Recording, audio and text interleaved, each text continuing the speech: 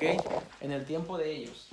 En el tiempo de ellos se van a cumplir estos acontecimientos. Ahora, si las profecías se cumplen solamente en el tiempo de ellos, entonces ya no queda nada para nosotros, ¿ok? Y entonces pues no tenemos esperanza y no tenemos una idea de qué es lo que viene, ni sabemos cómo guardarnos, cómo guiarnos mientras nuestro Señor viene. Sin embargo, lo que hemos aprendido de la Escritura es que la profecía es cíclica. Hay profecías que se cumplieron, pero que se vuelven se repiten. ¿Okay? Le voy a enseñar una de ellas para empezar. Vamos a buscar allá en el libro de Hechos, por favor, en su capítulo 2. Y ahí les voy a enseñar una profecía que ya se cumplió, pero que tiene que ver con los posteriores días también. Amén. En su capítulo 2 y en su verso 14, cuando el apóstol Pedro se pone en pie después de la llegada de Espíritu Santo en la fiesta de las semanas, Shavuot, y dice la palabra del Señor en nombre del Padre, del Hijo y del Espíritu Santo. Entonces Pedro, poniéndose en pie con los 11, alzó la voz y les habló diciendo: varones judíos, para el que no sabe, ¿verdad? Los varones que estaban ahí, que recibieron las lenguas, eran los que estaban, los 120, pero los que estaban alrededor ahí eran judíos. Varones judíos y todos los que habitáis en Jerusalén, esto os sea notorio, y oíd mis palabras, porque estos no están ebrios como vosotros suponéis, puesto que es la hora tercera del día, eran las 9 de la mañana. Mas esto es lo dicho por el profeta Joel. Y en los posteriores días, dice Dios, ¿así dice su Biblia? ¿Sí? Ok. Y en los posteriores días, dice Dios, derramaré de mi espíritu sobre toda carne, y vuestros hijos y vuestras hijas profetizarán, vuestros jóvenes verán visiones, y vuestros ancianos soñarán sueños. Y de cierto sobre mis siervos y sobre mis siervas en aquellos días derramaré de mi espíritu y profetizarán. Y daré prodigios arriba en el cielo y señales abajo en la tierra, sangre y fuego y vapor de humo. El sol se convertirá en tinieblas y la luna en sangre, antes que venga el día del Señor, grande y manifiesto, y todo aquel que invocare el nombre del Señor será salvo. Muy bien, ¿qué entendimos de eso que le acabo de leer? Vamos a enumerar varias cosas de aquí, pero quiero ver si usted me ayuda a... Sienten a esta niña aquí. Quiero ver que usted me ayude a descifrar esto un poquito. Ok. Si vamos en lo que piensa, si vamos al libro del profeta Joel, en su capítulo 2, Joel está en los profetas menores. Oseas, Joel, Amós, Abdías. Ahí está Joel.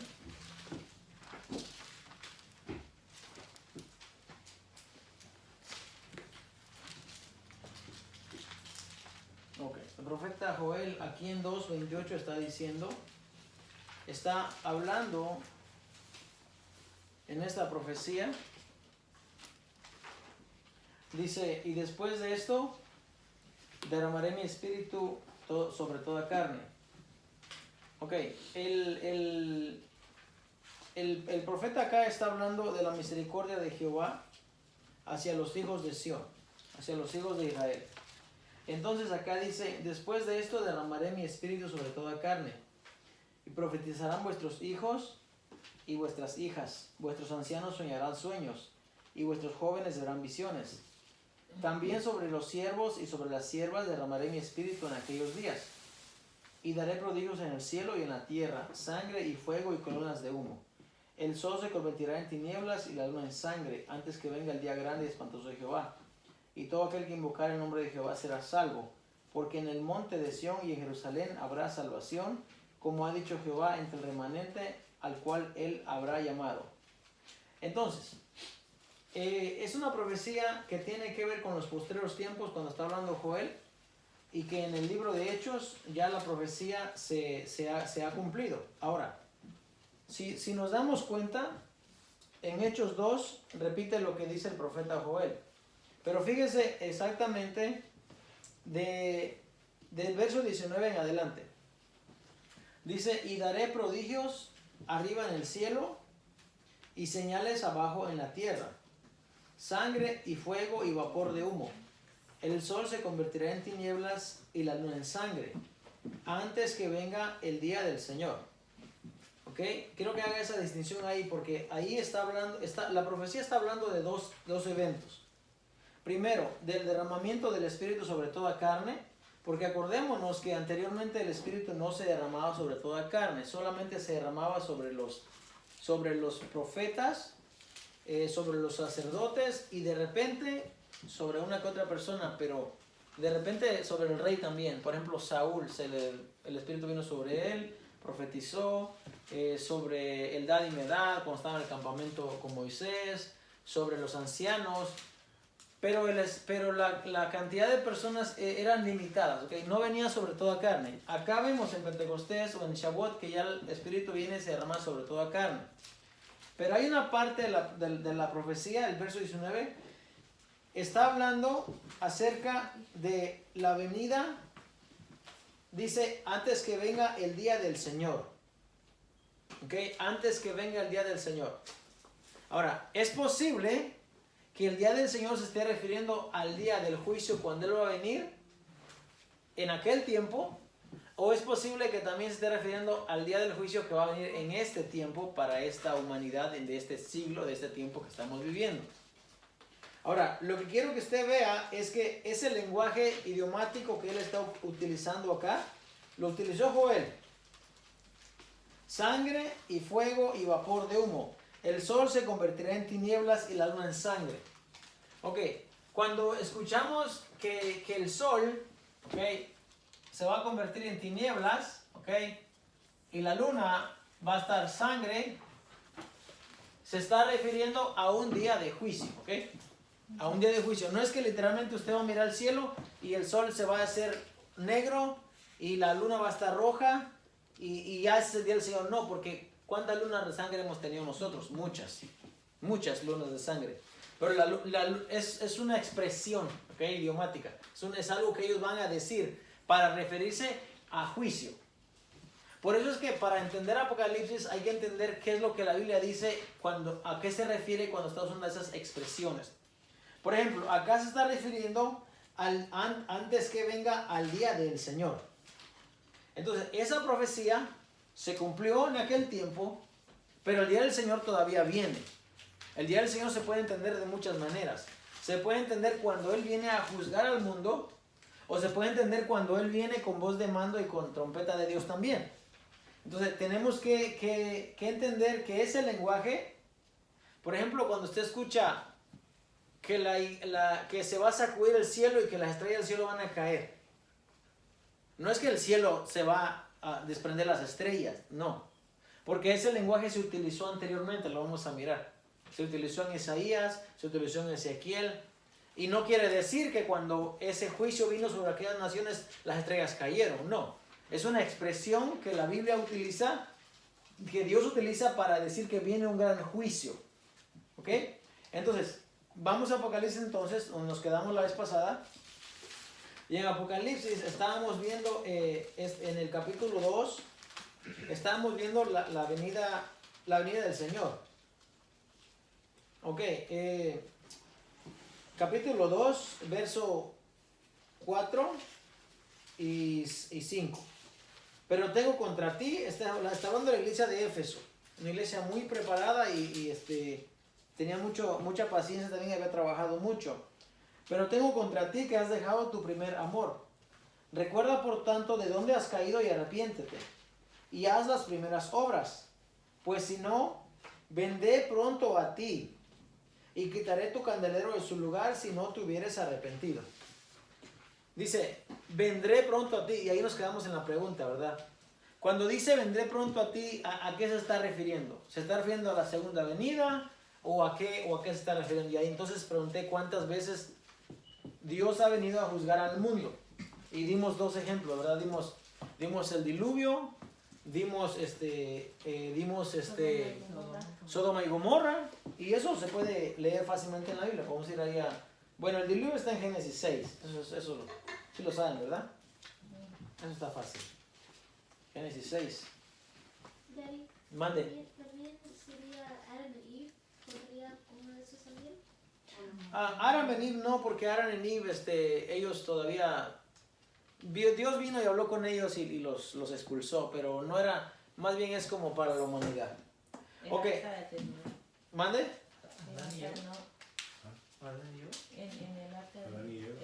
Ok, mire, Génesis 6 dice: aconteció que cuando comenzaron los hombres a multiplicarse sobre la faz de la tierra y nacieron hijas, que viendo los hijos de Dios que las hijas de los hombres eran hermosas, tomaron para sí mujeres, escogiendo entre todas. Y dijo Jehová: no contenderá mi espíritu con el hombre para siempre, porque ciertamente él es carne, mas serán sus días 120 años. Hay mucha gente que piensa que Noé predicó 120 años. Es más, hasta hicieron una canción que decía 120 años les predicó que se apartaron de tomar, pero Noé no predicó 120 años. 120 años eran los días que Dios le había dado a la humanidad ya para que se acabara. Y Dios no quería saber de ellos ya. Dijo que va a ser los días 120 años. Ahora, no sabemos si 120 años son 120 jubileos, no sabemos si son 120 años literales, pero Noé estuvo un año, ¿ok? Predicando. Entonces dice, dijo Jehová, no contenderá, ok. El verso 5, y vio Jehová que la maldad de los hombres era mucha en la tierra y que todo designio de los pensamientos del corazón de ellos era de continuo solamente el mal. Entonces, se arrepiente Jehová, dice, haber hecho hombre en la tierra y le duele en su corazón. Y dijo, raeré de sobre la faz de la tierra a los hombres que he creado, desde el hombre hasta la bestia y hasta el reptil y las aves del cielo, pues me arrepiento de haberlos hecho. O sea, ese era el final de la humanidad ya no va a haber más humanidad. Pero hay un hombre, Noé halló gracia ante los ojos de Jehová. Y cuando viene el diluvio, en el capítulo 7 le dice, dijo luego Jehová a Noé, entra tú y toda tu casa en el arca, porque a ti he visto justo delante de mí en esta generación. Verso 4, porque pasados aún 7 días, yo haré llover sobre la tierra 40 días y 40 noches, y raeré de sobre la faz de la tierra a todo ser viviente que hice. O entonces, lo que Dios dijo que iba a hacer, lo hizo. Y trajo un juicio sobre la humanidad. ¿Ok? Trajo un juicio sobre la humanidad. En Génesis 19, ¿ok? Génesis 19, bueno, realmente está en Génesis 18, en la conversación, ¿ok? Dice, Génesis 18, 17, y Jehová dijo, ¿encubriré yo a Abraham lo que voy a hacer? Habiendo de ser Abraham una nación grande y fuerte, y habiendo de ser benditas en él todas las naciones de la tierra, porque yo sé que mandará a sus hijos y a su casa después de sí, que guarden el camino de Jehová, haciendo justicia y juicio, para que haga venir Jehová sobre Abraham lo que ha hablado acerca de él. Entonces Jehová le dijo, por cuanto el clamor contra Sodoma y Gomorra se aumenta más y más, y el pecado de ellos se ha agravado en extremo, descenderé ahora y veré si han consumado su obra según el clamor que ha venido hacia mí. Hay que ponernos a pensar un poco en esto. El escritor está haciendo esto de una manera que nosotros podamos seguir la historia y entender, el lector. Porque Dios no necesita descender, porque Dios está en todo lugar, ¿cierto? Dios no está limitado ni al espacio ni al tiempo, y al lugar. Él viene, Él está en cualquier lugar. Pero dice acá, para propósitos de que el lector entienda, dice, ok, Dios está allá, mira la maldad, dice, bueno, descenderé ahora y voy a ir. Y literal, dice la Biblia que llegaron unos varones. Hay muchos dicen que esa es una teofanía, Dios mostrándose al hombre. Pero eso no es verdad, porque la Biblia dice que Dios es espíritu. ¿Ok? Dios es espíritu, dice Juan 3. Tú no miras al viento, de dónde viene, ni de dónde va, pero lo sientes. Bueno, así es del que es nacido, dice, porque el que es nacido de Dios es espíritu. Dios es espíritu, dice. Dios no tiene un cuerpo como nosotros. Ahora, Dios envía la palabra y cualquier ángel o cualquier hombre puede hacer una personificación, puede hacer como el ángel que estaba delante de Balaam con la espada desenvainada, que cuando habló el asna de Balaam, o como el ángel que estaba cuando vino el censo con David, y estaba este ángel en la era, dice, o en la viña de Arauna, o sea, y dice que es el ángel de Jehová. O como el varón que vio Josué cuando iban a tomar Jericó. Es el ángel de Jehová, es Dios que se está mostrando al hombre de una manera, pero Dios no tiene un cuerpo. Como Éxodo 3 cuando estaba en la zarza. ¿Ok? Y el ángel de Jehová estaba en la zarza y le dijo, Moisés, Moisés, ¿sí o no? Quita el calzado de tus pies porque este es el lugar santo. Pero Dios no tiene un cuerpo. Entonces acá en esta parte dice, descenderé ahora y veré si han consumado su obra según el clamor que ha venido hasta mí, y si no, lo sabré. Ahora dice, y se apartaron de ahí los varones y fueron hacia Sodoma, pero Abraham estaba aún delante de Jehová. Y esta es otra vez que podemos ver cómo Dios desciende y cómo viene a hacer juicio. Ahora, esta parte... ¿Varón? ¿Mande? Sobre que estaba diciendo que Dios se mostró como ángel a Abraham. Ajá. Pero retrocediendo un poco, pues en Génesis 18:6. Ajá. Bueno, tomando el 8. Tomando también mantequilla y leche y el becerro que había preparado, y lo puso delante de ellos, y ese estuvo con ellos bajo el árbol y comieron. ¿Un ángel puede comer en ese sentido? Digo, a un ser espiritual. Bueno, no teniendo un cuerpo físico. Un ángel puede comer. Un ángel puede, si el mandamiento es que coma, él va a comer. Si Dios le da a ese ángel la potestad de comer, él va a comer. Ahora, hay que entender que cuando, en esta ocasión particularmente, los ángeles hay unas traducciones que dicen ángeles, otro dicen varones, ¿ok? Dice que ellos comieron. En otras ocasiones ellos no comen, sino dicen, si la comida va a ser un sacrificio, dice ofrécelo a Jehová, como es el caso de Sansón, y Manoah, el padre de Sansón y su esposa. En esta ocasión sí dice que ellos comieron. Ahora, aquí sí podemos apelar a la omnipotencia de Dios y podemos decir, bueno, si Dios le da al ángel la potestad de comer, el ángel puede comer. Porque un ángel también es espíritu, no tiene cuerpo. Pero un ángel le dio una vasija de agua y pan para Elías cuando él huye al monte de Dios en 1 Reyes 19. Entonces el ángel tampoco tiene manos, pero sí le abrió a Pedro la puerta de todos los candados para que saliera Pedro por la puerta cuando estaba. Entonces un ángel está limitado a las funciones que Dios le entregue. ¿Ok? Está limitado. Si Dios quiere que el ángel haga esto, lo va a hacer, y si Dios quiere que haga aquello, lo va a hacer, pero Dios, definitivamente dice la palabra de Dios que a Dios nadie le ha visto. Nadie. Juan dice, en su evangelio dice que a Dios nadie le vio jamás. El unigénito que estaba en el seno del Padre dice, Él le ha dado a conocer, porque a Dios nadie lo puede ver. Y además hay otra escritura que dice que no hay hombre que mire a Dios y viva. Y cuando Moisés quería mirar a Dios, Dios le dijo, te voy a meter en la hendidura de la peña y no me vas a mirar. Vas a mirar mi espalda, pero no me vas a ver. O sea, Dios no tiene un cuerpo. Imagínense qué cuerpo le podemos dar a Dios si quisiéramos. Cuando la Biblia habla de cuerpo es para que nosotros entendamos que es su manera de darnos el mensaje a nosotros. Por ejemplo, Juan, el apóstol Juan, mira a uno sentado en el trono. O sea, es como una manifestación de alguien que está sentado. Pero Dios no tiene manos, y Dios no tiene ojos, Dios no tiene, o sea, dice que tiene ojos, son 7 ojos, y son espíritus en toda la tierra. ¿Ok? Y dice que Él está sentado en su trono. Pero para el hombre, esto es difícil de entender para el hombre.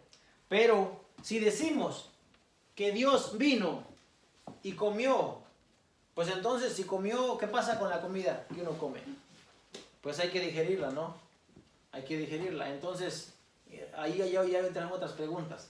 Yo creo que estos varones, estos ángeles, eran ángeles enviados por Dios porque ellos están con Lot.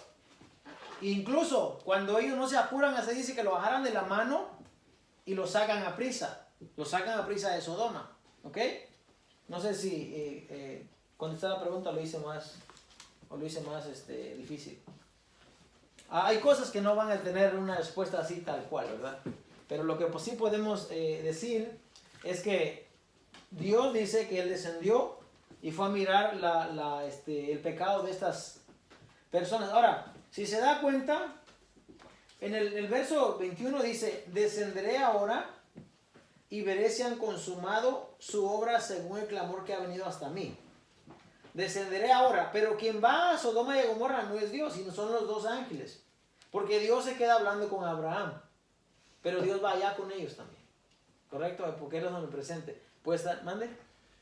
Yo miré un documental una vez que era basado en cosas verídicas de la Biblia, supuestamente, que se titulaba Ángeles en Misiones Especiales, y se refería a este tipo de situaciones.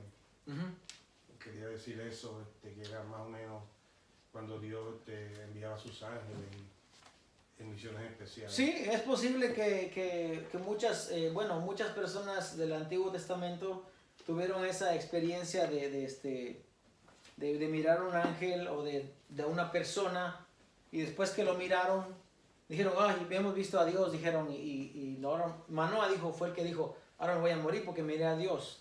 Y su mujer lo regaña y le dice, no, si Dios lo quiera matar, no te hubiera enseñado esto. Bueno, estamos en la pregunta es, ¿cuántas veces Dios ha venido a juzgar a la humanidad? Y ha venido muchas veces. ¿Alguien encontró alguna referencia? Tarea. Tú dices a la mierda. ¿Nadie? ¿Manuel, nadie? El arca. ¿Mande? El arca. ¿Cómo el arca? Cuando el diluvio. ¿No? Sí, pero eso lo dijimos la vez pasada. ¿Cuántos aproximadamente, no? Bueno, no sé cuántas veces ha venido, pero ha venido muchas. Vamos a estudiar un par de veces. Vamos a leer, por favor, acá en Mateo 20. Vamos a empezar en Mateo 21.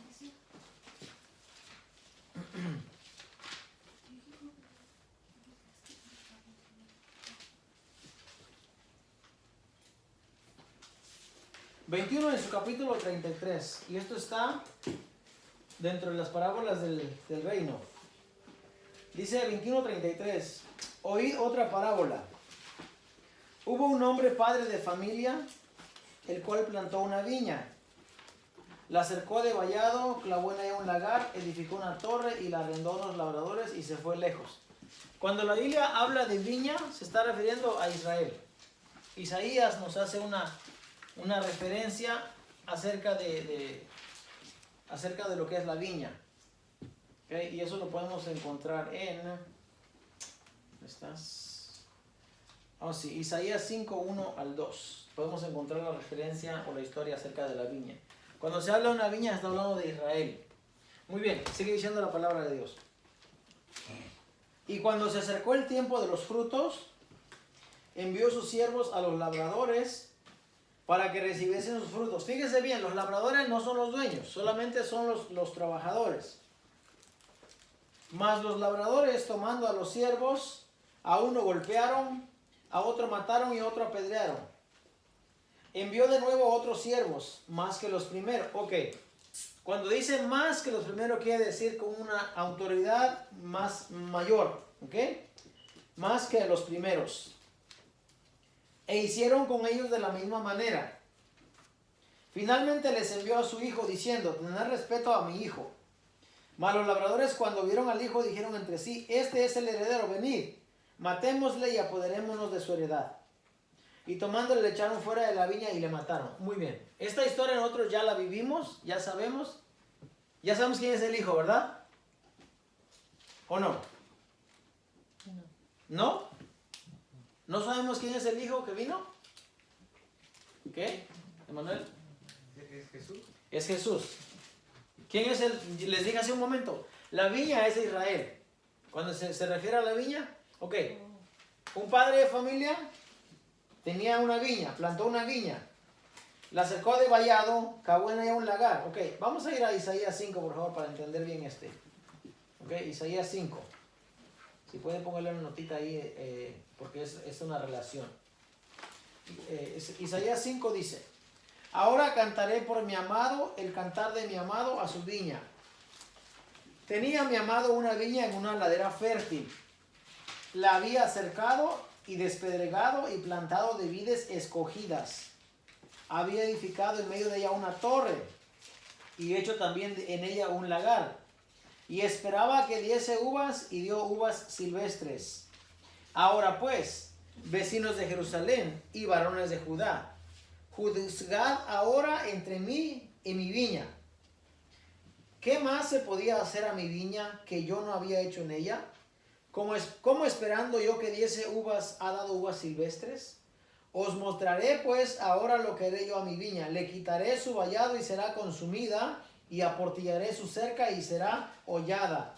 Haré que quede desierta, no será podada ni cavada, y crecerá el cardo y los espinos, y aún a las nubes mandaré que no derramen lluvia sobre ella. Ciertamente la viña de Jehová de los ejércitos es la casa de Israel. Y los hombres de Judá, planta deliciosa suya. Esperaba juicio, y he aquí vileza y justicia, y he aquí clamor. ¿Ok? Están hablando de la viña, de la misma de lo que está hablando acá Mateo. Entonces dice, cuando se acercó el tiempo de los frutos, envió sus siervos a los labradores para que recibiesen sus frutos. Mas los labradores, tomando a los siervos, a uno golpearon, a otro mataron y a otro apedrearon. Está hablando de los profetas. ¿Ok? Está hablando de los hombres, los santos hombres de Dios que le había enviado para que le dieran cuentas. Fíjese, la viña, los labradores no son los dueños de las viñas. ¿Ok? La viña es de Dios. Y los labradores solamente son los que están a cargo. Por eso dice la palabra del Señor, bienaventurado aquel siervo vigilante, que cuando su Señor venga le encuentre haciendo así, que le dé el alimento a tiempo a su gente. Porque los labradores en este caso serían los pastores o serían los encargados. La viña no es de ellos, ¿ok? Ustedes no me pertenecen a mí. Ustedes le pertenecen a Dios, ustedes son la viña. Los labradores somos los que cuidamos. Y los que cuidamos debemos de entregar un resultado al que nos pide el resultado. Así tan sencillo como eso, fácil. Fácil, no se necesita entender mucho esto, saber mucho para entenderlo. Ahora dice, más los labradores, tomando a los siervos, a unos golpearon, a otro mataron y a otro apedrearon. Envió de nuevo otros siervos más que los primeros, e hicieron con ellos de la misma manera. Finalmente les envió a su hijo diciendo, tendrán respeto a mi hijo. Mas los labradores, el 30, tomándole, le echaron fuera de la viña y le mataron. ¿Dónde murió nuestro Señor? Fuera de la ciudad. Lo sacaron fuera y lo mataron. Ahora dice, cuando venga pues el Señor de la viña, escuche, cuando venga el Señor de la viña, cuando venga, está hablando de un tiempo que va a venir. Ok, ¿qué hará a aquellos labradores? Y le contestaron, a los malos destruirá sin misericordia y arrendará su viña. Esto es como cuando Natán va con David y le dice, después de que David había cometido el pecado, después le dice, mira, un hombre tenía una corderita y esa era su única corderita y la abrazaba y la mimaba, dormía con ella y era todo. Entonces vino un hombre malo que tenía muchas corderitas y teniendo un visitante, dice, le mató la corderita a aquel que solamente tenía uno y se lo dio de comer al otro. ¿Y qué fue lo que dijo David? Ese tal es digno de muerte. Es porque eso era lo correcto hacer. Matarlo por lo que había hecho. David no sabía que estaban hablando de él. O por lo menos Natán se lo dijo de una manera que David no supo que estaba hablando de él. Bueno, aquí es igual. Jesús viene, les da la parábola, les dice y le dice, ¿qué va a hacer el Señor cuando venga a aquellos labradores? Y le dijeron, a los malos destruirá sin misericordia. No saben que está hablando de ellos mismos. Y arrendará su viña a otros labradores que le paguen el fruto a su tiempo. Jesús les dijo, ¿nunca leíste en las Escrituras, la piedra que desecharon los edificadores ha venido a ser cabeza del ángulo? El Señor ha hecho esto y es cosa maravillosa a nuestros ojos. Por tanto, os digo que el reino de Dios será quitado de vosotros, ¿ok? Directamente ya, y será dado a gente que produzca los frutos de él. El que cayere sobre esta piedra, la piedra que fue desechada, será quebrantado, y sobre quien ella cayere le desmenuzará. Y oyendo sus palabras, los principales sacerdotes y los fariseos entendieron que hablaba de ellos. Pero al buscar cómo echarle mano, temían al pueblo porque éste le tenía por profeta. Listo. Respondiendo Jesús les volvió a hablar en parábolas, diciendo: el reino de los cielos es semejante a un rey que hizo fiesta de bodas a su hijo, y envió a sus siervos a llamar a los convidados a las bodas, mas estos no quisieron venir. Volvió a enviar otros siervos diciendo: decid a los convidados, he aquí he preparado mi comida, mis toros y animales engordados han sido muertos, y todo está dispuesto, venid a las bodas. Mas ellos, sin hacer caso, se fueron, uno a su labranza y otro a sus negocios. Y otros, tomando los siervos, los afrentaron y los mataron. Al oír esto, el rey se enojó, y enviando sus ejércitos, destruyó a aquellos homicidas y quemó su ciudad. Ok. Lo que Jesús le está diciendo aquí es que el Señor de la viña va a venir. En la primera va a venir, y aquellos malvados, dice, los va a destruir sin misericordia, y le va a dar su viña a otros. En la primera parábola, ok. En la segunda le dice que el rey refiriéndose a Dios, que el rey dice, se enojó cuando ellos hicieron la afrenta de no asistir al compromiso, a las bodas, y enviando sus ejércitos. Ahora, cuando la Biblia habla de ejércitos, no necesariamente está hablando de potestades, de legiones, de ángeles, no. Porque Dios dice, yo voy a enviar a la avispa que vaya y los acabe a los cananeos. No necesita Dios un tanque de guerra, no. Dije, yo voy a mandar a la avispa y los va a acabar. Yo voy a enviar al ejército asirio y vaya a hacer justicia porque yo lo mando. Dios utiliza lo que Él quiere para venir a hacer justicia. Ahora, acá dice, enviando sus ejércitos, destruyó a aquellos homicidas y quemó su ciudad. Les está hablando que hay un acontecimiento que va a pasar, y no está hablando precisamente de la segunda venida del Señor, ¿no? Está hablando de la venida en juicio que va a caer sobre ellos. Entonces dijo a sus siervos, las bodas a la verdad están preparadas, mas los que fueron convidados no eran dignos. Id pues a la salida de los caminos y llamad a las bodas a cuantos halléis. Y saliendo los siervos por los caminos, juntaron a todos los que hallaron, juntamente malos y buenos. Y aquí tenemos que tener cuidado. Después de que el reino es quitado a ellos y es entregado a otros, dice Jesús, muchos son los llamados y pocos los escogidos. ¿Ok? Escuche bien eso. Muchos son los llamados, pocos los escogidos. Y en esta parábola estamos viendo eso claramente. Porque dice que entraron malos y buenos. Entraron de todo. No se sorprende a que en un pueblo haya gente mala y haya gente buena. Porque la palabra, el reino de los cielos es muy amplia. ¿Ok? Es demasiado amplio. Y entonces ahí entran muchos. Malos y buenos. Vamos a ver quiénes son los malos y quiénes son los buenos. ¿Ok? Dice, y salieron los siervos por los caminos, juntaron, ok, fueron llenos. Ok, y entró el rey para ver a los convidados y vio ahí un hombre que no estaba vestido de boda. Ok, pero él también fue convidado, pero entró, era un malo, pero estaba con los buenos. Y le dijo, amigo, ¿cómo entraste aquí sin estar vestido de boda? Mas él le enmudeció. Entonces el rey dijo a los que le servían, atadle de pies y manos y echadle en las tinieblas de afuera, allí será lloro y crujir de dientes. Ok, esta segunda parábola nos considera a nosotros también. Ok, porque nosotros entramos porque dije, Juan 1:12 dice, a los suyos vino y los suyos no le recibieron. Ok, mas a todos los que le recibieron, ok, todos, no quiere decir que todos se van a salvar, mas a todos los que recibieron, les dio potestad de ser llamados hijos de Dios. Pero eso no le garantiza que se va a ir con él, porque hay malos todavía dentro del cuerpo, hay malos todavía. Estamos viendo en esta parábola.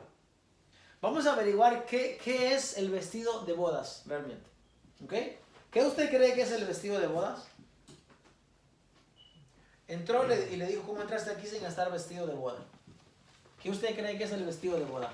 Es cuando uno se arrepiente y deja todo el paso atrás y se hace las cosas bien, pues casi se puede decir que uno ya está limpio ya. Bueno, vamos a ir a Apocalipsis 19:8 para saber cuál es la vestimenta que la iglesia o que los convidados a las bodas debemos de tener. Apocalipsis 19:8.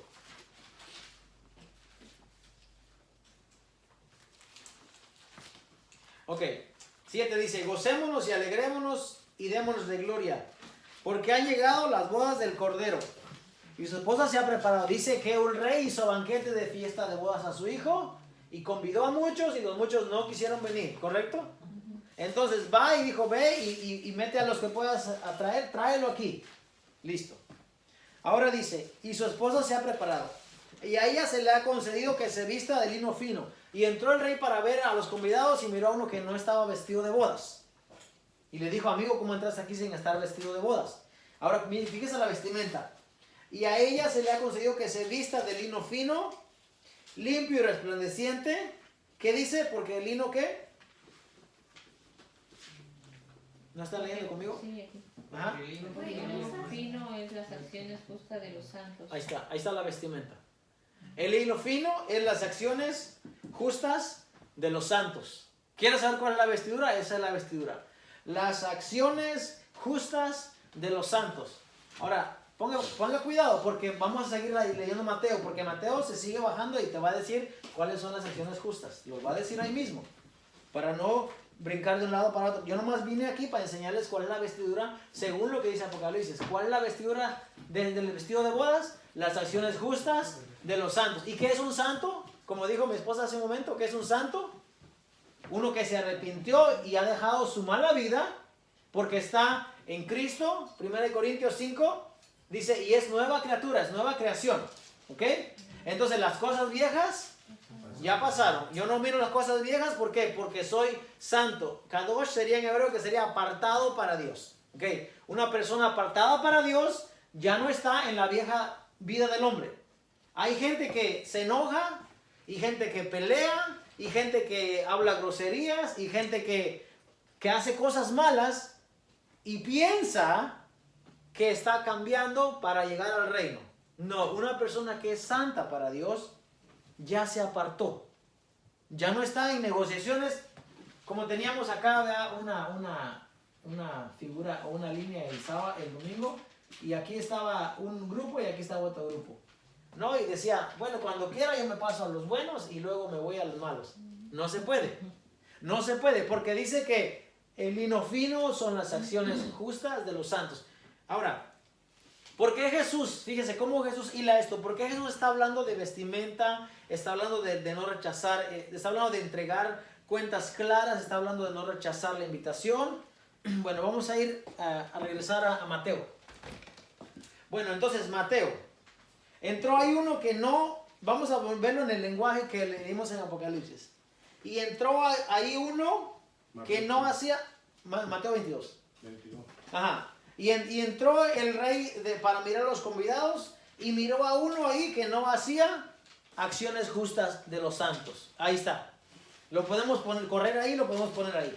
Miró a uno que no hacía acciones justas y no era santo.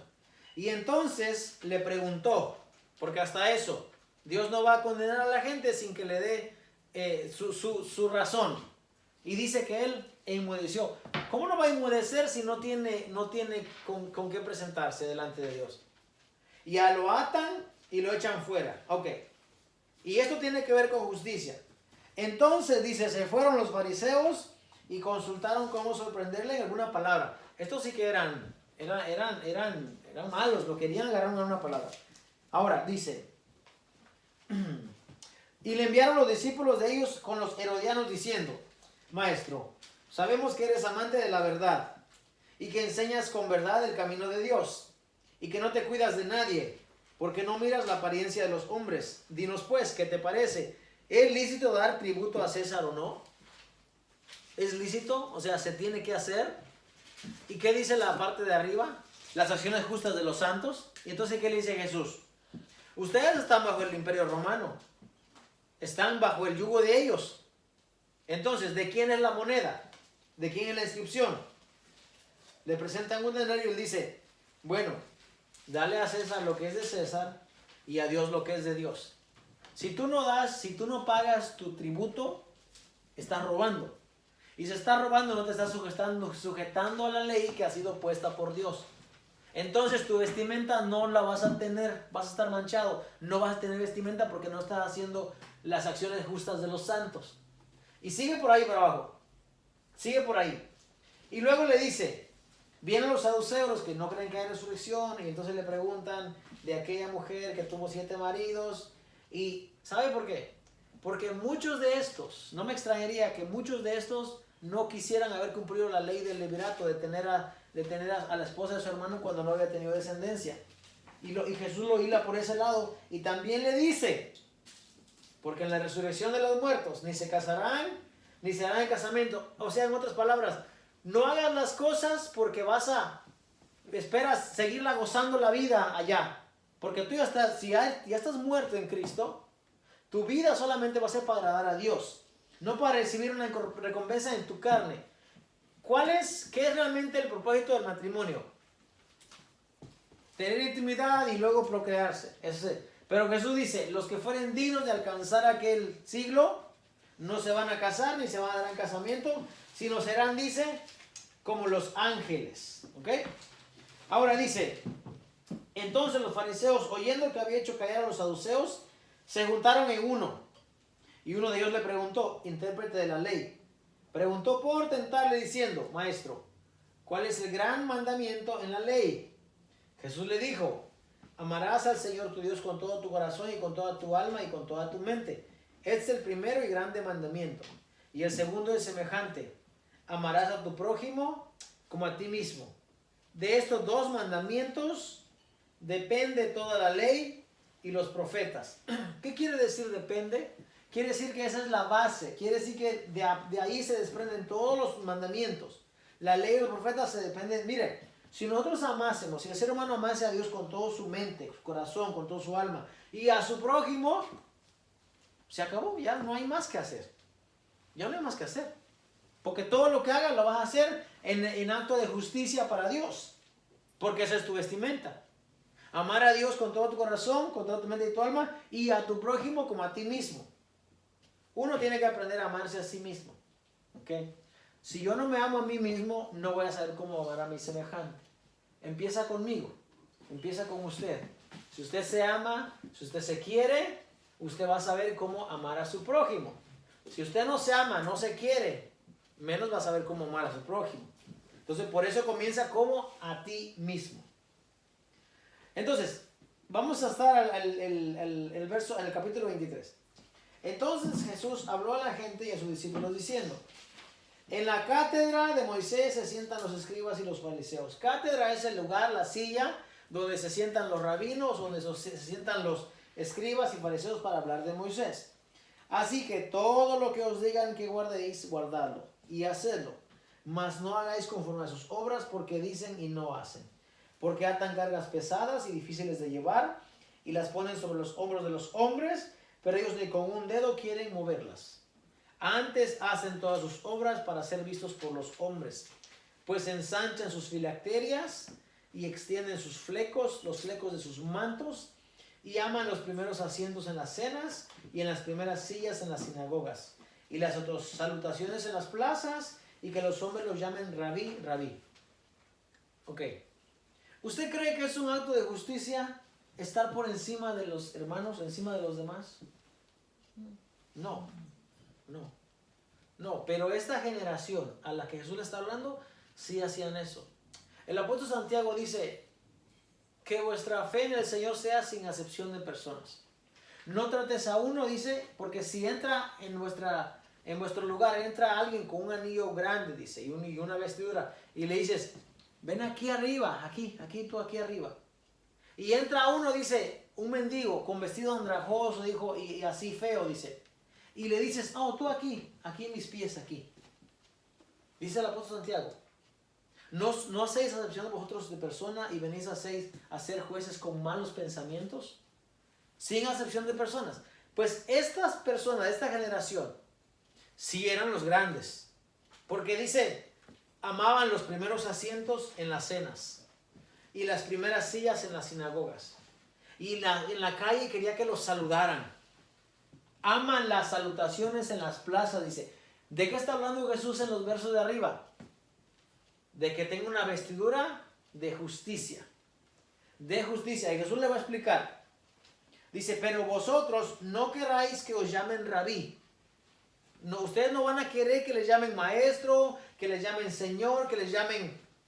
Ya usted sabe los nombres. No. ¿Por qué dice? Porque uno es vuestro maestro, el Cristo. Y todos vosotros sois hermanos. Fíjese, el Señor Jesús junta la vida de los discípulos como que fuesen hermanos. Cuando somos hermanos, todos comemos de la misma comida. Incluso a veces vestimos la misma ropa. Vivimos bajo la misma casa. Y nos tratamos igual. Bueno, o por lo menos así debería de ser. ¿No? Si a una le doy $5, la otra también va a querer $5. ¿No? Si a una le compran un zapato de $50, las demás van a querer también de $50. ¿No? Porque eso debería ser así. Porque son hijos todos. Ahora, yo sé que hay personas que dentro de la iglesia tienen favoritismo, ¿ok? A unos los ponen en un lugar y a otros los ponen en otro lugar. Y unos tienen más derecho de opinar y de hablar y decir y otros no. El Señor Jesús dice, así no va a ser. Porque si tú haces eso, tú no estás preparándote para el día de la boda. Y el día de la boda no vas a tener tu vestimenta con actos de justicia, sino de injusticia. Y cuando el Señor venga y te mire con actos de injusticia, te va a echar. Ese sí te va a echar, el Señor sí te va a sacar. Y te va a meter, dice, va a tirar a las tinieblas. Y Jesús está hablando todo esto en este mismo hilo porque se acerca la llegada al templo. No lo vamos a terminar hoy. Se acerca la llegada al templo. Pero en la semana me gustaría que usted lea del 23, lea hasta el 25. ¿Mande? ¿Va a preguntar algo? ¿No? Ok. ¿Por qué le dicen las bodas? ¿Mande? ¿Por qué le dicen las bodas? Las bodas. ¿Por qué le dicen las bodas? Las bodas, sí, las bodas de prepararte para la boda. Pero, ¿lo dice aquí en lo que estamos leyendo? Sí, pero usted menciona porque para el día de la boda. Ah, sí, porque la parábola hay dos parábolas, una de la viña y una de la fiesta de las bodas, ¿no? Entonces, las dos parábolas se están refiriendo a lo mismo. En las mismas, no son dos eventos diferentes, es el mismo evento, pero Jesús lo está dando con dos escenarios, ¿ok? En un escenario, los labradores malvados no entregaron las cuentas y mataron a los obreros. En el otro escenario, ellos no quisieron ir a la boda, porque dice que un rey hizo un banquete de bodas a su hijo. O sea, su hijo se va a casar. Su hijo se va a casar, escuche. El hijo del rey se va a casar. ¿Ok? Y los que son convidados a las bodas, dice, no aceptan. Entonces él se enoja y entonces manda a traer a otros. Y en este caso somos los gentiles, porque nosotros no estábamos en pacto con Dios. Nosotros éramos los perros, los que estábamos al último. Literal, así nos llamaban, así, ese es el lenguaje. Cuando David le dice cuando habla de Goliat, dice, ¿y este perro quién es? O sea, este es un perro porque es un incircunciso. ¿Cómo va a venir a hablar de los escuadrones del Dios de Israel? ¿Cómo se atreve? Bueno, todos los gentiles, hermano, de verdad, todos los gentiles estábamos en esa categoría. Fue Dios quien al que su pueblo rechazara, nosotros nos ha hecho sentar en lugares celestiales ahora. No porque éramos buenos, no, sino porque, como dice el apóstol Pablo en Gálatas, porque ellos han despreciado y entonces entramos nosotros. Bueno, estos que despreciaron son los que no quisieron ir a las bodas. Estos. Y entonces, la iglesia o los gentiles que entramos, tenemos que tener nuestra vestimenta. Y es una metáfora, hermano. No es que va a haber una boda allá y Jesús se va a presentar con su tuxedo y nosotros, la iglesia. No, hermanos. Es una metáfora. Así como cuando dice, las estrellas del cielo se van a caer y el sol se va a oscurecer y el cielo se va a enrollar como un pergamino. Es un lenguaje que ellos utilizan para entregar un mensaje. Ahora, yo hablaba de esto con una persona, le decía, mira, en el primer siglo, cuando había tanta persecución y había tanto, tanto encarcelamiento y tanta gente que moría, si el mensaje de Apocalipsis hubiese dicho, la bestia es Nerón, ese mensaje no llega a ningún lado, hermanos.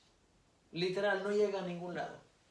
Tenían que decir, aquí hay sabiduría, cuente el número porque es número de hombre, porque su número es 666. Y ese es un lenguaje encriptado. Quien lo entiende únicamente es el que recibe la carta y en el que tiene sabiduría dice, ¿por qué? Porque el imperio de aquel tiempo, la bestia de aquel tiempo es Roma. No estoy diciendo que hoy no va a haber otra bestia. La profecía es cíclica. Tiene un cumplimiento allá, pero también tiene un cumplimiento en el futuro. Porque Daniel, el libro de Daniel, Daniel 7, Daniel 12, está hablando de acontecimientos futuros. No se ha llegado al cumplimiento, pero muchas de esas cosas ya se cumplieron. ¿Alguna pregunta? Se le durmió una sierva. Oh, sí, se durmió. Es que cuando no la dejan jugar se duerme. Bueno, yo tengo batería, pero ya son las 8:07, así que vamos a parar aquí. La semana que viene, si Dios permite, continuamos con la... No hemos llegado a la venida de Hijo del Hombre todavía, así que vamos a continuar ahí la semana que viene. Amén. Amén. ¿Mande? Y al último, ¿nunca sabes cuántas veces viene? ¿Perdón? No.